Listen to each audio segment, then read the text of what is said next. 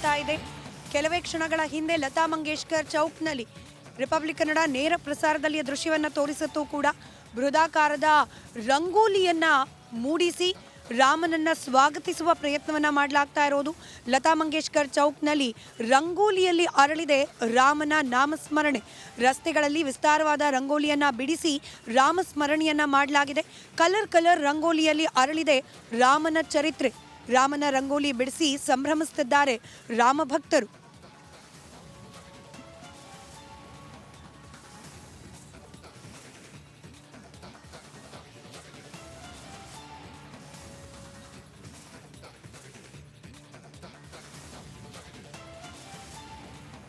ಇನ್ನು ರಾಜ್ಯದಲ್ಲಿ ರಾಮರಾಜ್ಯಕ್ಕೆ ಜೋರಾಗ್ತಾ ಇರುವಂಥದ್ದು, ಕಾಂಗ್ರೆಸ್ನ ಒಂದೊಂದೇ ಮುಖಂಡರು ಒಂದೊಂದೇ ಹೇಳಿಕೆಯನ್ನ ಕೊಡ್ತಾ ಇರುವಂಥದ್ದು, ಎಲ್ಲೊಂದು ಕಡೆ ರಾಜ್ಯಕ್ಕೆ ಪುಷ್ಟಿ ಕೊಡ್ತಾ ಇರುವಂಥದ್ದು, ಇವೆಲ್ಲವೂ ಕೂಡ ಈಗ ಇನ್ನೊಬ್ಬ ಕಾಂಗ್ರೆಸ್ನ ಮುಖಂಡ ರಾಮ ಮಂದಿರ ಉದ್ಘಾಟನೆಗೆ ಹೋಗಲು ನಕಾರವನ್ನ ವ್ಯಕ್ತಪಡಿಸ್ತಾ ಇದ್ದಾರೆ ಲಕ್ಷ್ಮಣ್ ಸವದಿ ಅವರು. ನನಗೆ ರಾಮ ಮಂದಿರಕ್ಕೆ ಹೋಗಬೇಕು ಅಂತೇನಿಲ್ಲ, ನನ್ನ ಹೆಸರಲ್ಲಿ ಲಕ್ಷ್ಮಣ ಇದೆ ಅಂತ ಲಕ್ಷ್ಮಣ್ ಸವದಿ ಹೇಳ್ತಿದ್ದಾರೆ. ಕಲಬುರಗಿ ವಿಮಾನ ನಿಲ್ದಾಣದಲ್ಲಿ ಲಕ್ಷ್ಮಣ್ ಸವದಿ ಹೇಳಿಕೆ ಇದು. ರಾಮ ಮಂದಿರ ಉದ್ಘಾಟನೆಗೆ ಹೋಗುವ ಪ್ಲಾನ್ ಇಲ್ಲ. ರಾಮನ ಸಹೋದರನ ಹೆಸರೇ ನನಗೆ ಇರೋದು. ಕಲಬುರಗಿ ವಿಮಾನ ನಿಲ್ದಾಣದಲ್ಲಿ ಲಕ್ಷ್ಮಣ್ ಸವದಿ ಹೇಳಿಕೆ. 22 ತಾರೀಕು ನನಗೆ 22ನೇ ತಾರೀಕು ತಾವು ಅಲ್ಲಿಗೆ ಹೋಗ್ತಾ ಇದ್ದೀರಾ ಏನು ಅಂತ? 22 ತಾರೀಕು ನನಗೇನು ಹೋಗೋದು ಪ್ಲ್ಯಾನ್ ನಾನು ಮಾಡ್ಕೊಂಡಿಲ್ಲ. ಯಾವಾಗಾರ ಒಂದು ದಿವಸ ಹೋಗ್ತೀನಿ 22ಕ್ಕೆ. ಹಾಂ, ಸಿಎಂ ಅವರು ಹೇಳ್ದಂಗೆ ಹೇಳಿದ್ರು. ನನಗೇನು ರಾಮ ಮಂದಿರಕ್ಕೆ ಹೋಗ್ಬೇಕಾಗಿದ್ದೇನೆ. ನನ್ನ ಹೆಸರೇನೇ ನಾನು ಲಕ್ಷ್ಮಣ್ ಇರುವಾಗ.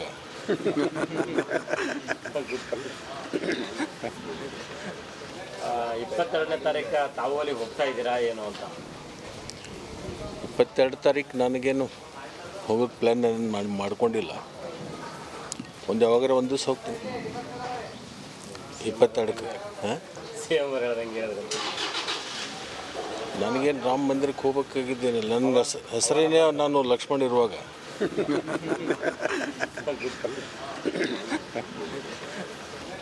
22ನೇ ತಾರೀಕು ರಾಮ ಮಂದಿರ ಉದ್ಘಾಟನೆ ಸಂದರ್ಭದಲ್ಲಿ ಈಗ ಅಯೋಧ್ಯೆಯ ಧರ್ಮಪಥದಲ್ಲಿದ್ದೀವಿ. ಅಯೋಧ್ಯೆ ನಗರಿಯನ್ನ ಸರ್ವಾಂಗೀಣ ಅಭಿವೃದ್ಧಿಯ ಜೊತೆಗೆ ರಾಮಾಯಣ ಈ ಇಡೀ ಅಯೋಧ್ಯೆಯಲ್ಲಿ ಎಲ್ಲಿ ಸಂಚರಿಸಿದ್ರೂ ಕೂಡ ಗೋಚರ ಆಗಬೇಕು ಅನ್ನೋ ರೀತಿಯಲ್ಲಿ ಸಿದ್ಧಪಡಿಸಲಾಗ್ತಾ ಇದೆ ಅಯೋಧ್ಯೆ ನಗರಿಯನ್ನ. ಯಾಕೆ ಮಾತನ್ನು ಹೇಳ್ತಿದ್ದೀನಿ ಅಂತಂದ್ರೆ, ನಾವು ಗಮನಿಸ್ತಾ ಇದ್ದೀವಿ ಧರ್ಮಪಥ. ಈ ಧರ್ಮಪಥದ ಮಾರ್ಗದಲ್ಲಿ ಬರುವಂತಹ ಪ್ರತಿಯೊಬ್ಬ ರಾಮ ಭಕ್ತರಿಗೆ ರಾಮನ ಜೀವನದ ಸಾರ ಅರ್ಥ ಆಗಬೇಕು ಅನ್ನೋ ಕಾರಣಕ್ಕೆ ಧರ್ಮಪಥದ ನಿರ್ಮಾಣದಲ್ಲೂ ಕೂಡ ರಾಮಾಯಣದ ಟಚ್ ಅನ್ನ ನೀಡಲಾಗಿದೆ. ಅದು ದೀಪಗಳ ಅಲಂಕಾರದಿಂದ ಹಿಡಿದು ಈ ರಸ್ತೆಯ ಇಕ್ಕೆಲಗಳಲ್ಲಿ ಅಂದರೆ ರಸ್ತೆಯ ಬದಿಯಲ್ಲಿ ಜನರು ನಡೆದಾಡುವ ಫುಟ್ಪಾತ್ನಲ್ಲಿ ನಿರ್ಮಾಣ ಮಾಡಲಾಗ್ತಾ ಇರುವ ವಿಶೇಷ ಮ್ಯೂರಲ್ಗಳು. ನಾವದನ್ನು ರಿಪಬ್ಲಿಕ್ ಕನ್ನಡದ ವೀಕ್ಷಕರಿಗೆ ಇಲ್ಲಿಂದಲೇ ನೇರವಾಗಿ ತೋರಿಸುವ ಪ್ರಯತ್ನವನ್ನು ಮಾಡ್ತಾ ಇದ್ದೀವಿ. ಮ್ಯೂರಲ್ಗಳಲ್ಲಿ ಜೀವನದ ಕಥೆ, ರಾಮಾಯಣದಲ್ಲಿ ಬರುವಂತಹ ಪ್ರಸಂಗಗಳು ಹಾಗೆ ರಾಮನ ಜೀವನದ ಕಥೆಯನ್ನು ಚಿತ್ರಿಸುವ ಬಿಂಬಿಸುವ ಪ್ರಯತ್ನವನ್ನು ಮಾಡಲಾಗ್ತಾ ಇದೆ. ವಿಶೇಷ ಅಂತಂದರೆ ಈ ಒಂದು ಮ್ಯೂರಲ್ಗಳ ಹಿಂದಿನ ಐಡಿಯಾ ಕೋಲ್ಕತ್ತಾದ ಕಲಾ ಮಾಧ್ಯಮದ ವಿದ್ಯಾರ್ಥಿಗಳದು. ಕಲಾ ಮಾಧ್ಯಮದ ವಿದ್ಯಾರ್ಥಿಗಳ ಕಲ್ಪನೆಯಲ್ಲಿ ಮೂಡಿರ್ತಕ್ಕಂಥ ಚಿತ್ತಾಕರ್ಷಕ ಚಿತ್ತಾರಗಳನ್ನು ರಸ್ತೆಯ ಎರಡೂ ಬದಿಯಲ್ಲೂ ಕೂಡ ಮ್ಯೂರಲ್ಗಳನ್ನು ನಿರ್ಮಿಸುವ ಮೂಲಕ ಜನರಿಗೆ ಪ್ರದರ್ಶನವನ್ನು ಮಾಡಲಾಗ್ತಾ ಇದೆ. ಇದು ಶಾಶ್ವತವಾಗಿ ಉಳಿಯುವಂಥದ್ದು. ಅಂದರೆ ಎಷ್ಟು ದಿನಗಳ ಕಾಲ ಈ ಧರ್ಮಪಥ ಇರುತ್ತೋ ಅಷ್ಟೂ ದಿನವೂ ಕೂಡ ಈ ಮ್ಯೂರಲ್ಗಳು ಇರುವಂತೆ ಇದನ್ನು ಕನ್ಸ್ಟ್ರಕ್ಷನ್ ಮಾಡಲಾಗ್ತಾ ಇರೋದು. ನಾವು ಇಲ್ಲಿ ಒಂದು ಮ್ಯೂರಲ್ನ ಮುಂದಿದ್ದೀವಿ. ಸದ್ಯಕ್ಕೆ ಇದರಲ್ಲಿ ಬಾಲರಾಮ ಹಾಗೆ ಲಕ್ಷ್ಮಣ ಯಾವಾಗ ವಿದ್ಯಾಭ್ಯಾಸಕ್ಕೆ ಅಂತ ಹೇಳಿ ಗುರುಕುಲದಲ್ಲಿರ್ತಾರೆ, ಗುರುಕುಲದಲ್ಲಿದ್ದ ಸಂದರ್ಭದಲ್ಲಿ ಅಲ್ಲಿ ಬಂದು ಸನ್ಯಾಸಿಗಳಿಗೆ ಋಷಿ ಮುನಿಗಳಿಗೆ ಹೋಮ ಹವನಾದಿಗಳಿಗೆ ಅಡ್ಡಿಯನ್ನು ಪಡಿಸ್ತಾ ಇದ್ದ ರಾಕ್ಷಸರನ್ನು ವಧೆ ಮಾಡುವ ಸನ್ನಿವೇಶ ಈ ಮ್ಯೂರಲ್ನಲ್ಲಿ ಬಿಂಬಿಸಲಾಗಿದೆ. ಕೇವಲ ಇದಿಷ್ಟು ಮಾತ್ರ ಅಲ್ಲ, ರಸ್ತೆ ಉದ್ದಕ್ಕೂ ಕೂಡ ನಾವು ತೋರಿಸ್ತಾ ಹೋಗ್ತೀವಿ. ಕೆಲ ಅಡಿಗಳ ಡಿಸ್ಟೆನ್ಸ್ನಲ್ಲಿ ಇದೇ ರೀತಿಯ ಮ್ಯೂರಲ್ಗಳನ್ನು ಮಾಡಲಾಗ್ತಾ ಇದೆ. ರಾಮನ ಜನನದಿಂದ ಹಿಡಿದು ಇನ್ಫ್ಯಾಕ್ಟ್ ರಾಮನ ಜನನಕ್ಕೆ ಪೂರ್ವಭಾವಿಯಾಗಿ ನಡೆದ ಪುತ್ರಕಾಮಿಷ್ಟಿ ಯಾಗದಿಂದ ಪ್ರಾರಂಭವಾಗಿ ರಾಮನ ಜನನ, ಅದಾದ ನಂತರದಲ್ಲಿ ರಾಮನ ಬಾಲ್ಯದ ದಿನಗಳ ನಂತರದಲ್ಲಿ ಆತ ಗುರುಕುಲಕ್ಕೆ ಆಗಮಿಸಿ ಅಲ್ಲಿ ವಿದ್ಯಾಭ್ಯಾಸವನ್ನು ಪಡೆಯುವಂತಹ ದಿನಗಳು, ಅದಾದ ನಂತರದಲ್ಲಿ ಸೀತೆಯನ್ನು ಭೇಟಿಯಾಗೋದು, ಸೀತೆಯ ವಿವಾಹ, ಇದರಿಂದ ಹಿಡಿದು ರಾವಣನ ವಧೆ, ಅದಾದ ನಂತರದಲ್ಲಿ ಸೀತೆಯ ಅಗ್ನಿ ಪ್ರವೇಶ, ಅದಾದ ನಂತರದಲ್ಲಿ ಶ್ರೀರಾಮಚಂದ್ರನ ಪಟ್ಟಾಭಿಷೇಕ, ಲವಕುಶ ಜನನ, ಹೀಗೆ ಪ್ರತಿಯೊಂದು ಕೂಡ ರಾಮಾಯಣದ ಪ್ರತಿಯೊಂದು ಪ್ರಮುಖ ಘಟನೆಗಳನ್ನು ಕೂಡ ಈ ಮ್ಯೂರಲ್ಗಳ ಮೂಲಕ ಚಿತ್ರಿಸಲಾಗ್ತಾ ಇದೆ.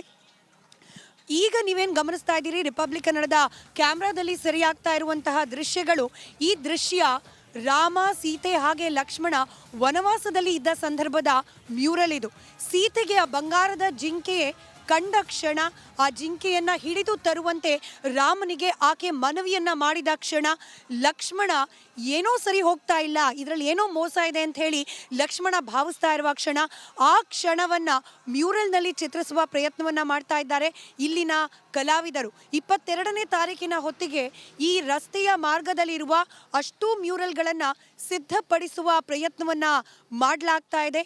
ಹೀಗಾಗಿ ಅಯೋಧ್ಯೆಗೆ, ರಾಮನ ಊರಿಗೆ ಬರುವಂತಹ ರಾಮ ಭಕ್ತರು ರಸ್ತೆಯಲ್ಲಿ ಸಂಚಾರ ಮಾಡುವ ಸಂದರ್ಭದಲ್ಲೂ ಕೂಡ ರಾಮನನ್ನು ಸ್ಮರಿಸಬೇಕು, ರಾಮಾಯಣವನ್ನು ಮೆಲುಕು ಹಾಕಬೇಕು ಅನ್ನೋ ನಿಟ್ಟಿನಲ್ಲಿ ಈ ಧರ್ಮಪಥದ ಉದ್ದಕ್ಕೂ ಕೂಡ ಮ್ಯೂರಲ್ಗಳ ಮೂಲಕ ರಾಮನ ಜೀವನದ ಪ್ರಮುಖ ಘಟನಾವಳಿಗಳನ್ನು ಚಿತ್ರಿಸುವ ಪ್ರಯತ್ನವನ್ನು ಮಾಡಲಾಗ್ತಾ ಇದೆ. ಇದು ಸದ್ಯಕ್ಕೆ ಅಯೋಧ್ಯೆಯಲ್ಲಿ ನಡೀತಾ ಇರುವ ಸಂಗತಿಗಳ ವಿಚಾರ. ಆದರೆ ಕರ್ನಾಟಕದಲ್ಲಿ, ಅದರಲ್ಲೂ ರಾಮ ಮಂದಿರ ಉದ್ಘಾಟನೆಗೆ ಸಂಬಂಧಪಟ್ಟಂತೆ ಆಗ್ತಾ ಇರುವ ಇತರೆ ಪ್ರಮುಖ ಬೆಳವಣಿಗೆಗಳ ಕಡೆ ಕೂಡ ನಾವು ಗಮನ ಕೊಡ್ತಾ ಹೋಗೋಣ. ರಾಜಕೀಯ ಕೆಸರೆರಚಾಟಗಳು ಹಾಗೆ ರಾಜಕೀಯ ಹೇಳಿಕೆ, ಪ್ರತಿ ಹೇಳಿಕೆಗಳಿಗೂ ಕೂಡ ಸಾಕ್ಷಿಯಾಗ್ತಾ ಇದೆ ಕರ್ನಾಟಕದ ನೆಲ. ಅದರ ಭಾಗವಾಗಿ ಬೆಳಗ್ಗೆಷ್ಟೇ ನಾವು ಗಮನಿಸ್ತಾ ಇದ್ವಿ ರಾಜಣ್ಣ ಅವರ ಹೇಳಿಕೆ ನಂತರದಲ್ಲಿ BK ಹರಿಪ್ರಸಾದ್ ಅವರ ಹೇಳಿಕೆ. ಈ ರೀತಿಯಾಗಿ ವಿರೋಧ ಪಕ್ಷದ ವಿರೋಧ, ಅದರ ಜೊತೆಗೆ ಬಿಜೆಪಿಗರ ಕಿಡಿಕಾರುವ ಪ್ರಯತ್ನ, ಈ ರೀತಿಯಾದ ಚಟುವಟಿಕೆಗಳು ಕರ್ನಾಟಕದಲ್ಲಿ ಕಾಣಲಿಕ್ಕೆ ಸಿಗ್ತಾ ಇರೋದು. ಹಾಗೆ ಉಳಿದ ಸುದ್ದಿಗಳತ್ತ ಕೂಡ ನಾವು ಗಮನ ಕೊಡ್ತಾ ಹೋಗೋಣ. ಏನಾಗ್ತಾ ಇದೆ, ರಾಮ ಮಂದಿರ ಅಯೋಧ್ಯೆ ವಿಚಾರಕ್ಕೆ ಸಂಬಂಧಪಟ್ಟಂತೆ ಅಂತ ಹೇಳಿ ರಾಮ ಮಂದಿರ